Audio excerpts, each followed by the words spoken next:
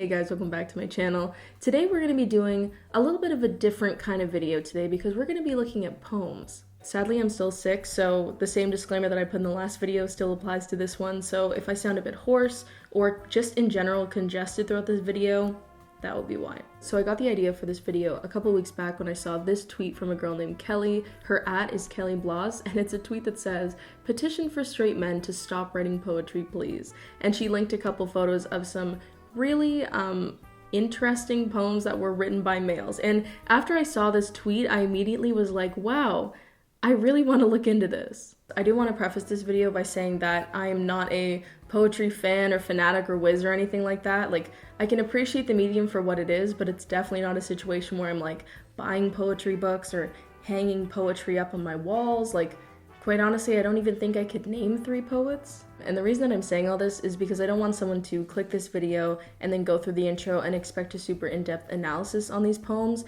It's definitely meant to be a video where it's kind of like the Exploring the World of series that I have on my channel, where we're exploring the world of the male poetry community from the perspective of an average Joe or average Casey. So if you're into that, feel free to keep watching. If that's not what you were looking for, totally understandable. Of course, before we start today's video, we have to do this week's sweaty shoutout, and this week it goes to Colin Kelly7, who sent this tweet. Wikipedia every time I visit their website.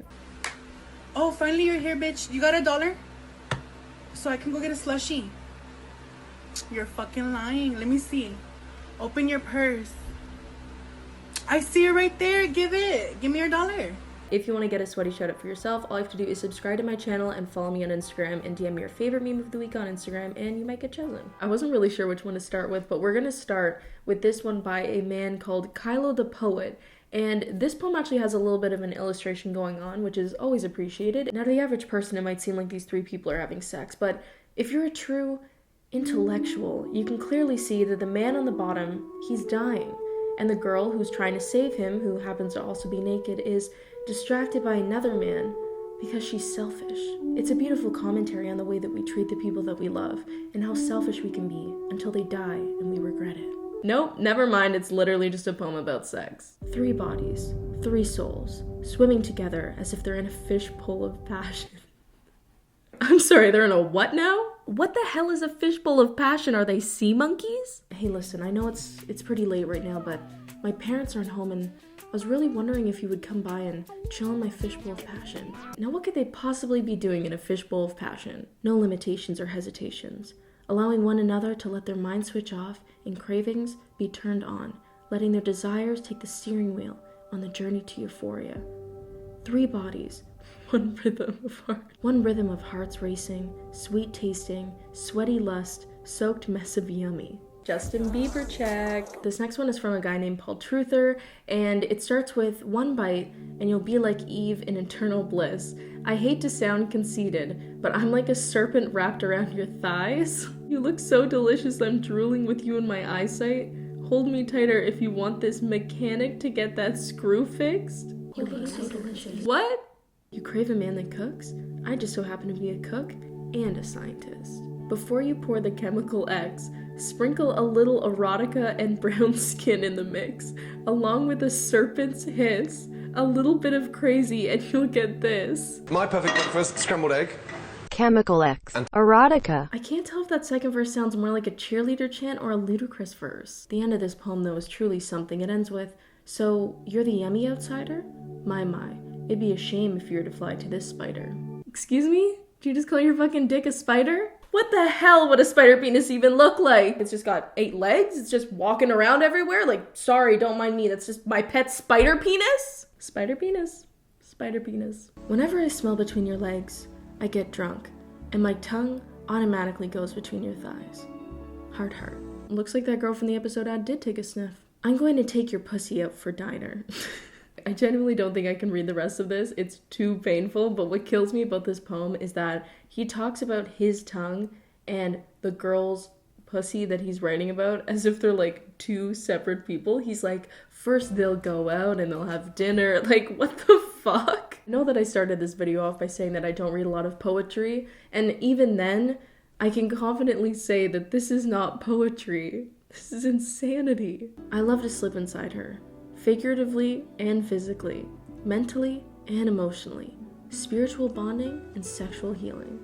Getting high on that feeling, like you're awake but dreaming, surreally. Sounds of multiple O's on the daily. She be screaming to the rafters, punching pink onto pink, playing phallic whack-a-mole.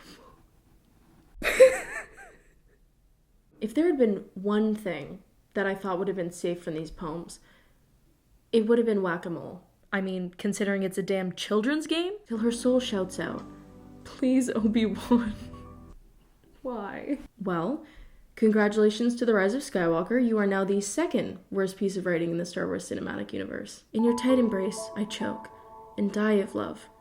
My hardness dig the grave between your legs, and my tongue writes epitaph on your extra large breasts. Not to be confused here, no medium breasts, no large breasts. They must be extra large breasts. If I'm being honest though, there is one edit that I would suggest that would make this poem flow just a little bit better. In your tight embrace, I choke and die of love. My hardness dig the grave between your legs, and my tongue writes epitaph on your venti breasts. She's a sunchild. Her smile splendid. Makes me warm when I hug her. This poem is actually quite sweet. Like, he's talking about how she's the sun to him, and that's because whenever he hugs her, he feels all warm inside. Like, this poem seems pretty okay so far. And her pubes, we were so close to having a normal fucking poem in here. This close. She takes control of my sorrows and makes them stand hard between my legs. That's her definition of being supportive to me. So it seems that the writer of this poem decided that instead of calling his penis, he would call it his sorrows, which I think was supposed to be artistic, even though it doesn't even really make any sense, especially considering that he has a doodle underneath his poem where she's literally just giving him a hand job while she's scrolling through her phone. You were just talking about pubes in the last poem. Just call it a fucking penis. At least that would make this poem make sense. Squirm. Toss and turn. You feel it, don't you? This erotica that burns. That actually might be chlamydia. My. Again, this spider's got one hell of an appetite. I'm drooling just by one bite. Feel my fangs, look into the light. Come to me like I'm your Jesus Christ. Come to me and look into my eyes. You see what he did there in the last two lines? He wrote it as, come to me, and then in the second line, wrote it as, come to me. It's called poetry. Look it up. The next one actually has a title, and it's called Deadlights, and it starts with, stare into my deadlights, like I'm Pennywise, while I'm stroking and obey me with your poodle eyes. This kind of sounds like thinly veiled bestiality, so I'm gonna stop reading this one actually. Personally, I think that Paul Truther's best work is his poem called The End of No Nut November. This man really wrote a whole ass poem about No Nut November. The end of No Nut November. No Nut November is over. Show me your clit, like I'm about to lose my virginity. Then, squeeze my bulging penis in my pants and stick it in for me. 'Cause like a force in nature, I'm horny. It's only natural you call me the sun, 'cause I'm all about that vitamin D. As your doctor, I can say that you have a deficiency. Let me get on your clitoral nerves, 'cause you're extra sensitive. Scream like you're on top of the world. So Mama Nature, can you hear sing to the birds and say whose pussy it is? I honestly don't know what's more jarring in that last line. The fact that he called Mother Nature Mama Nature, or the fact that in his poem that he probably proofread and then posted, he still put, can you hear sing instead of can hear you sing. The next few poems are actually from a man named Brian L. Brown, and the nice thing about his poetry is that he always includes a very nice little doodle with them. She allowed so many to play with her red rose while searching for true love, and now she sleeps with a black rose, cold inside and alone on the outside. She wonders if anyone could love an abused rose. And then we have a woman with a garden in her region. I have to say it's almost impressive how terrible this poem is, yet he still made room to slut-shame women in it. I actually just noticed that there isn't a title for this poem, and while reading it, I actually thought of a good suggestion for it. Slut-shaming women, but make it poetry. This next one makes me so uncomfortable, I genuinely don't think I can read it out loud. All I want to say about this poem is this man used the word cream too many times. Way too many times. Tonight, I'm going deep diving in your ocean of purity, drowning while I give mouth to lips to your one-eyed soul. Is the one-eyed soul, like, supposed to be her boob? No extra large breasts here, folks. Just one-eyed souls. The shit we could do. Google horny trees. Okay. I wish I hadn't Googled this. Does this even count as a poem? All I have to say on this one is, if the bar for poetry is this low, then my outro is a fucking poem. If you're enjoying this video, Google Casey Aonso YouTube and subscribe to the channel. She launched her heart in hopes there was someone would discover an endless treasure. Why are her pants unbuttoned? I get the practicality behind her not wearing a shirt, because like, if you're trying to launch your heart out of your chest, a shirt would probably get in the way, but you can kind of tell that she's topless not for that reason, but just for the sake of her being topless because her shorts are also unbuttoned for no reason. The amount of times that this guy uses the word cream in his poetry is disturbing. Who said she needs fixing? I mean, maybe the massive hole in her chest? The Brian guy also has a self-love poem for women where it's this girl and she realizes that she should adore her previous pain, and she stares into her dark brown eyes and realizes that she won because she didn't quit herself and she loves herself now. But the doodle is her hugging a cactus, which I think was his way of trying to tell the reader that the girl saw her reflection as like prickly and unlovable. But if she finds herself lovable now, why is she still a cactus? And also, was it entirely necessary to scream to the viewer this by making her a literal fucking cactus? One more stroke before my pen leaks poetry, and you leak one last time. I think I'm gonna call the police. Now, the last male poet we're gonna be looking at today is named Atticus, and his name might sound familiar for two reasons. For starters, he's actually quite famous, and then the second reason is because another YouTuber named Caleb has done a video on his book that he published a while back, which I could not recommend watching that video more. But for today, though, we're just gonna be looking at a few of his poems that he's posted on his Instagram page, which for some reason all seem like they would be written on a piece of wood sold for $20 at HomeSense. You are the series of mistakes that had to happen for you to find you. I have definitely seen that in an old white woman's kitchen before. I aspire to be an old man with an old wife, laughing at old jokes from a wild youth. So many kisses, so little time. Fuck up, grow up. Fuck up, grow up. Fuck up, grow up. Life is a journey to find the people weird like you. The best part, though, is that after putting out all of those poems, Atticus has also put out this one that says, "The poet waits quietly to paint the unsaid." What? This man is trying to say that his poems that say stuff like fuck up, grow up, are saying the unsaid.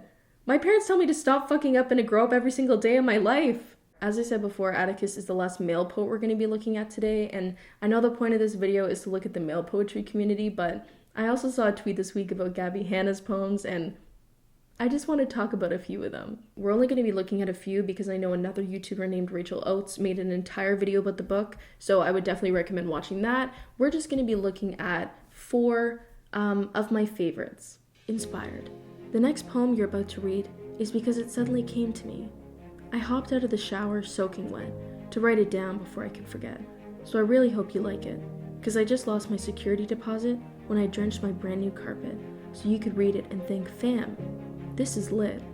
Hope the next page was worth the compromise of shampoo running into my eyes. Fam, this is lit. Honestly, I feel like Gabbie Hanna and that guy who talked about whack-a-moles in his poem are kindred spirits. Relative. Time is relative. Beauty is relative. Family is relatives. The similarities between this poem and Real Eyes, Real Lies, Real Lies are shocking. The next poem is called Iron, which I'm going to be honest, at this point, I would not be surprised if this poem was about her iron deficiency if she has one. I have low iron. I need to eat dark leafy greens. When I was young, my mom used to check if the iron was hot by touching it. And I don't know, I just feel like there's a metaphor in there somewhere. Nope, I think she was just checking if the iron was hot. Oh, positive. I donated blood today. Feels good to finally be somebody's type. Honestly, when it comes to this poem, I have no words except I'm just wondering why this poem, out of all the other ones, deserved little sparkly things everywhere. Anyways, I hope that you guys enjoyed today's video and it wasn't as traumatic to watch as it was for me to film. And if you did enjoy, feel free to give it a like and subscribe to the channel. You can also turn my post notifications on if you want to be notified every single time I upload. And you can follow me outside of YouTube on Twitter and Instagram, which are both Casey Aonso. I also have a second channel which is a lot more beauty, lifestyle, vlog oriented, so if you're interested in that, feel free to check that out. And otherwise, thank you again for watching, and I'll see you guys in the next one. The end of this poem, though, is truly a, something. So you're the yummy outsider? My. It'd be a shame if you were to... My parents aren't home. Do you want to come to my fishbowl of passion? Epitaph.